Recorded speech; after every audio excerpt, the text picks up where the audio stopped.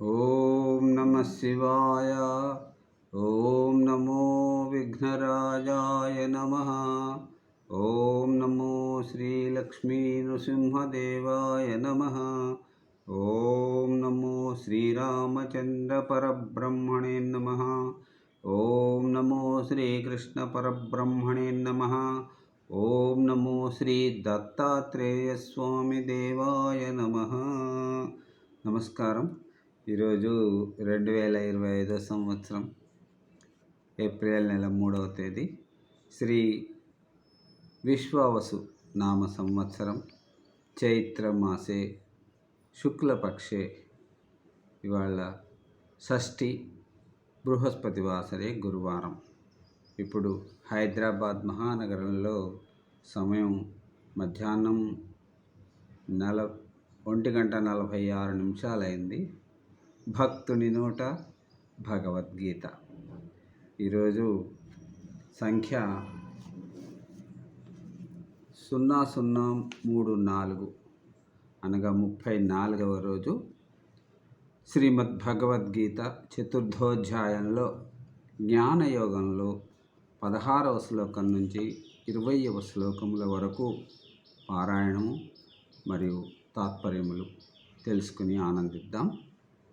ఈరోజు ఇప్పుడు ఈ చతుర్థోధ్యాయం శ్రీమద్ భగవద్గీత జ్ఞానయోగంలో 16వ శ్లోకం. కిం కర్మ కిమకర్మేతి కవయోప్యత్ర మోహితా తత్తే కర్మ ప్రవక్ష్యామి యజ్ఞాత్వా మోక్షసే శుభాత్. ఈ 16వ శ్లోకానికి తాత్పర్యం, ఏ కర్మలు చేయాలో ఏ కర్మలు చేయకూడదో తెలుసుకోలేక పండితులు సైతం భ్రమలలో చిక్కుకుంటున్నారు. ఏ కర్మతత్వాన్ని తెలుసుకుంటే అశుభాల నుంచి నువ్వు విముక్తుడివి అవుతావో దాన్ని చెబుతాను వినుము. కర్మణో హ్యపి బోధవ్యం చ వికర్మణా అకర్మణశ్చ బోధవ్యం గహనా కర్మణో గతి. ఇక 17వ శ్లోకానికి తాత్పర్యం, కర్మ అకర్మ వికర్మ అనే మూడింటిని క్షుణ్ణంగా తెలుసుకోవాలి. ఎందుకంటే కర్మగతి గహనమైనది. ఇప్పుడు 18వ శ్లోకం.